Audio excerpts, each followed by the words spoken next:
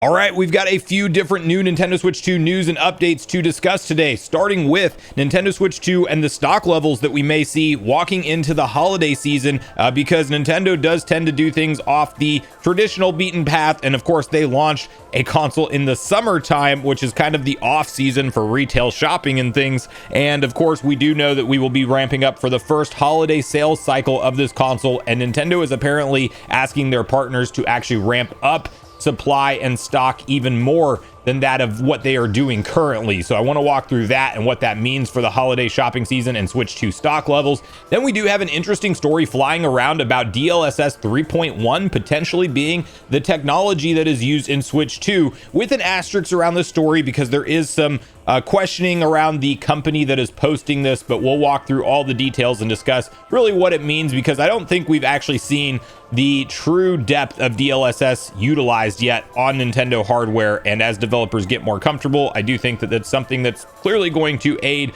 developers in getting their ports to run and work correctly and up to acceptable standards on the Switch 2. We do have a list of top performing games in the Japan eShop, and it is good to see one of these games listed that I want to remind you and encourage you guys to maybe go check out if you haven't gotten a chance to do so yet. And finally, we're going to wrap it up with a really interesting pricing situation that's hitting the original Switch lineup of consoles, because you probably remember in the US here, we saw a price increase. However, at certain retailers right now, you can actually pick it up for less than what it was selling before. So we'll get on the same page with all of this info right after a quick word from today's video sponsor. So I didn't think I would need a new chair, but I'll be honest, the FlexiSpot Lotus recliner has completely leveled up my relaxation time. First of all, the seat is spacious. I'm talking 20.9 inches wide with these really thick, comfy armrests. I can sit cross-legged, lounge sideways, even curled up with a blanket, and still have plenty of room. It's not one of those stiff chairs where you have to sit a certain way. This one actually lets you relax how you want to. And then there's the swivel and rocking feature, which for me just goes hand in hand with intense gaming sessions. And it's nice to not only be able to enjoy things like my Switch 2 in handheld mode, but also when looking at a monitor, I can rotate the chair any direction it needs to point for the living room and align it with the TV field of view or for conversations with people over. But my favorite part, reclining is literally effortless. It just moves with you as you lean back easily into a nap mode, if you will, and the footrest either extends out with a one pull lever in my case, or there is options with electronic buttons as well. And if you get the electric version, there's even USB ports built right in, so you can keep your phone charged while you're relaxing as well. Mine does have this nice hidden storage space, perfect for storing your Switch, your game controllers, AirPods, whatever you have, maybe a book, and it tucks away nicely when you don't need it, and it's right there, easy to access when you do. What's also great is that it doesn't just feel good, it actually looks really nice. It's premium, the color fits right into my space, and it doesn't scream recliner the way some bulky ones do. It's got clean lines, soft cushioning, and it just adds to the whole cozy vibe here. It's very family friendly, as my dog Sylveon has just as much fun sitting on this chair as I do, and there's plenty of space for both of us when relaxing and playing some games. So whether you're working from home, winding down at night, or just want a better spot to lounge, I seriously recommend checking out the FlexiSpot Lotus recliner to level up your relaxation game. You can click the link in the pinned comment and description down below and see all the options,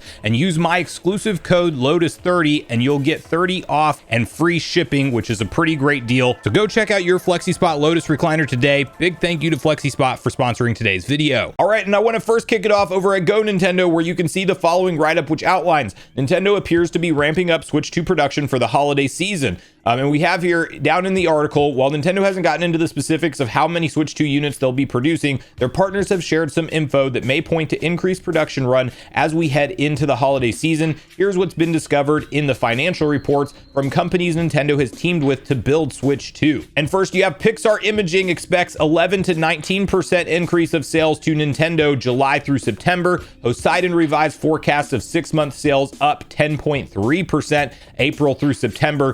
Pixar is the sole supplier of the optical sensors on the Switch 2 Joy-Con that allow for the mouse mode. Poseidon is an assembler of Switch/Switch 2 hardware and accessories, with both companies expecting boosts in their bottom line. It indicates that they've been working with the big N to crank out more Switch 2 units than usual. it's not surprising to see production lines boosted as the holiday season nears, and both companies appear confident that demand for the hardware will remain high. There's no doubt that Nintendo wants to make sure that the Switch 2 is stocked and ready for the holiday season, and they'd have to make those preparations a number of months in advance. If Nintendo is indeed getting things prepped right now, let's hope that everyone who wants a Switch 2 this holiday season has no trouble hunting one down. And I do think that on that last line, yeah, if you just look at the Switch 2's launch compared to other historical console launches, PS5 and the Xbox Series consoles being ones that really, I mean, it was a couple years before you could even walk into a store and potentially casually find those on retail shelves. You really had to hunt down stock drops online and be ready at a moment's notice at any point for those to potentially go live.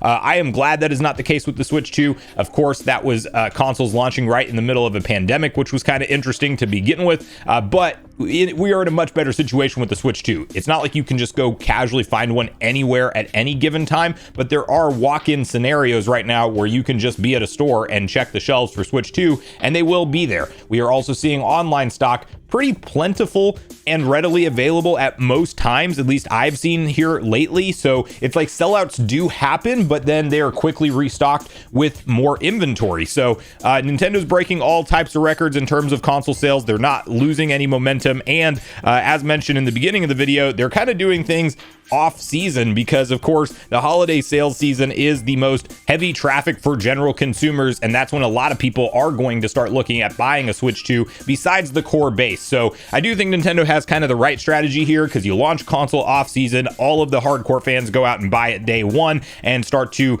pick it up as they can over those months, so you still get good sales there. And Nintendo broke the all-time console launch record in terms of units and stuff with the Switch 2, so they clearly knew what they were doing with that. But then you hit the first holiday sales season, and everybody that's more of the casual audience may actually be looking into this thing, getting it for their kids, family, friends, loved ones, all of that stuff. Nintendo Switch 2, if it's available and can be stocked through the holiday season, will probably push this thing to a pretty nice first year number. Nintendo has forecasted 15 million units. That's probably pretty low compared to what they're actually going to achieve in their first fiscal year with this thing on the market.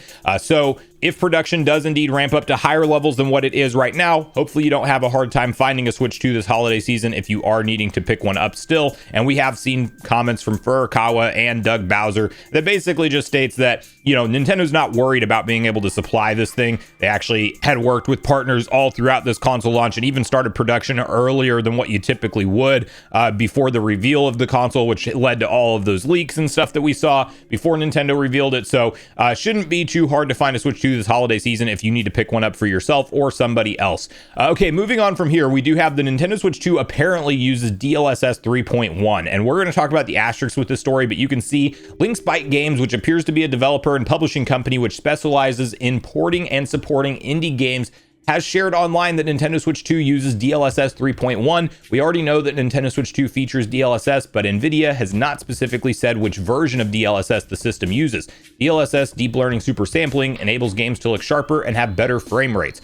So this is the exact post in question here. And the reason I'm saying an asterisk with this story is because it does say right at the top, unique features from this developer. It says DLSS 3.1, ray tracing, 4K HDR TV, 120 hertz and handheld, and it's coming from Linkspike Games. Now, this is a very small publishing studio, and it has been cited that some of their website stuff is kind of sketchy at best. Like, it just doesn't make a lot of sense at all times. Now, maybe English is not their first language, and there's just some mistranslations and stuff like that, but because they are not a well-known, established, big publication, people are kind of taking this one with a pinch of salt, which I would recommend to do the same. But if it is indeed 3.1 DLSS, that would basically just mean it's on more of a modern version of DLSS, and that would be better. I think it does have access to things like frame generation, if I'm not mistaken, if it is 3.1. But that said, 3.1 can also be the version and then not support all of the features of 3.1 across the board, from my understanding. So I don't think this really is a big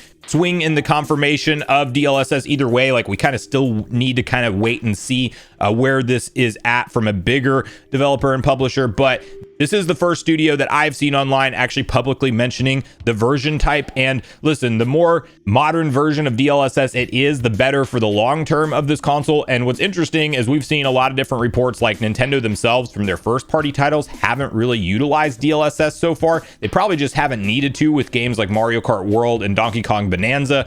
Donkey Kong Bonanza, I mean, definitely towards the end where there's like chaos on screen, does legit have slowdown, but I don't think that they felt it necessary to use the DLSS upscaling tech. However, when we talk about, those modern day PS5 Series S and X level games that are coming to Switch 2 as well, I think developers having access to something like DLSS is clearly a game changer for the Switch 2. And we've seen a lot of porting studios basically just come out and confidently state if something runs on the Series S, they're not going to have a problem, and it's actually going to be easy to get it to run in most cases on the Switch 2. And we've had those exact sentiments put to us from companies like Virtuos, who actually handle exactly that process, which is porting games to Switch 2. So I don't think we have too much to worry about for the current generation version of console games. Once we talk about PS6 and whatever Xbox is cooking up for their next generation, obviously, if the graphical power leap is significant there, we will once again maybe see some ports that don't quite look as good on Nintendo's platform as they do on the others. But I think we are personally kind of at a point of diminishing returns with graphical fidelity in games. And listen, if I can just get my favorite series a couple iterations in a single console life cycle, it's more of a win for me, as opposed to just having like one game take 10 years and then you're not going to see another iteration of it for another 10 years. That's kind of where it's like, are the graphics and the top-notch ultra realistic styles even worth it at that point, at least in my mindset? But no doubt 3.1, if that is the version of DLSS that Nintendo has baked into the Switch 2 for the dev kits and all of that stuff, that's clearly going to be something that's just an extra tool in developers' belts to potentially get higher frame rates, higher resolutions easier on the console when it comes to porting games. Okay, from here we have Japan. Nintendo reveals best-selling eShop games for July 2025. And we have Nintendo has announced the most popular games for the month of July on the Nintendo eShop. This covers both Nintendo Switch and its successor, the Nintendo Switch 2. As expected, it was the magical 3D platformer Donkey Kong Bonanza, which claimed the top spot on the Nintendo Switch 2. Donkey Kong's latest adventure is followed by Tamagotchi Plaza, which is set in Tamahiko Town and Tamagotchi Planet. Incredibly, Tamagotchi Plaza sold better than both Mario Kart World and Street Fighter 6, claiming the second place in July in the land of the rising sun. And what I wanted to kind of highlight here is just the fact that Donkey Kong Bonanza holding its own. Of course, that is the launch month for the game in July, but the fact that it stayed at the top of the charts all month, nice to see. Just a reminder for you guys, go buy that game if you haven't. I mean, honestly, I feel like it's a better value than Mario Kart World personally. I enjoyed my time with Mario Kart World. I'm still going to be playing it plenty just for fun and multiplayer and all that kind of stuff. But when you talk about having a single player first party Nintendo experience, Donkey Kong Bonanza delivers on the 3D platforming, really just action game, because you're like smashing stuff at all times. But the various different forms Donkey Kong transfers into, the story, which I will not spoil for you guys, but huge story elements. If you've been a lifelong Donkey Kong fan like I have, like big payoffs in this game. I cannot recommend people enough to go give it a chance at that $70 retail. We're probably not going to see any kind of sale on it anytime soon. I think Costco and some other retailers every now and then one-off you can find it a little bit cheaper than that $70 price point if you're going for the physical copy. But yeah, just pick this one up, add it into your collection. It's incredible what Nintendo did with this game, and definitely a highlight of the Switch 2. And one of my 2025 game of the year is quite honestly. This one and Expedition 33 are at the top of my chart right now. So nice to see that it's actually performing well, and of course, we will see how it holds up for the long term, but I do believe that this will be definitely breaking all the records in terms of a Donkey Kong installment from a sales perspective, and we will have to see, if Nintendo continues this trend of giving Donkey Kong his own big 3D adventures, or if maybe we're going back to the 2D era from here. I would love to see both supported, incrementally and stuff like that for me personally. But let me know your take on Donkey Kong Bonanza in the comments down below, and what you think of the top 10 list out of Japan on the eShop. Okay, from here to close this out, we have an interesting pricing situation going on with the Nintendo Switch right now, because you probably remember that we got an official announcement that due to market conditions, aka tariffs, we are seeing a price increase in the Nintendo Switch family of systems. So that meant the OLED was going to $400, the base console was going to $339, and the Lite to $229. So actually notable increases in the overall price point there. Well, you can see as you look at retailers here in the US now, Target, interestingly, they just went ahead out of the jump and raised everything in accordance with Nintendo's own new suggested prices. As you can see, the Switch 1, $339, OLED, $399, and even the Lite, $229. So that's all what you would expect to see. However, you hop over to a retailer like Best Buy, and you can see, interestingly enough, it is not reflecting the price adjustments. It's $299 the base model, it's $349 the OLED, and $199 the Lite. Now, what's even more interesting than that is you go to a retailer like Walmart, and they have actual price decreases. So you have the OLED model for $299 right now, both with the white dock and Joy-Cons and the black dock and Joy-Cons. Interesting. Okay, then you also have some restored or furbished ones even cheaper than that, but just focusing on, you know, the direct brand new from Nintendo out of factory, an actual price decrease for the OLED model at Walmart. So what's happening, it seems to me, is that retailers have probably a large amount of stock from Nintendo already of their original Switches, and they are just okay with not hiking up the price and selling them for what they purchased them for already, or just kind of cutting their losses a little bit on it. Who knows exactly what the margin's going to be on an OLED whenever they sell it at $299, but this seems to be something like them clearing out some of the stock as opposed to just going in line. Now, it may happen that once this initial wave of stock is sold through, that we do see them actually adjust those prices up. But the fact that we had a price increase officially announced, and then we actually see a sale go on in certain retailers, or just not even go up at all, like Best Buy staying the same, Walmart actually literally going down in price, it's interesting. So if you are in the market for an original Switch family of systems, I would say that Walmart would definitely be the best bet right now. Best Buy would be a backup if you need it, and then, you know, just avoid shopping at Target for the Switch 1 family of systems if you can avoid it, because they have the higher prices. So who knows if this will remain in effect for long term or not, but I do think that because these retailers, you know, have a surplus of stock already on hand, they're choosing to sell them at a lower price as opposed to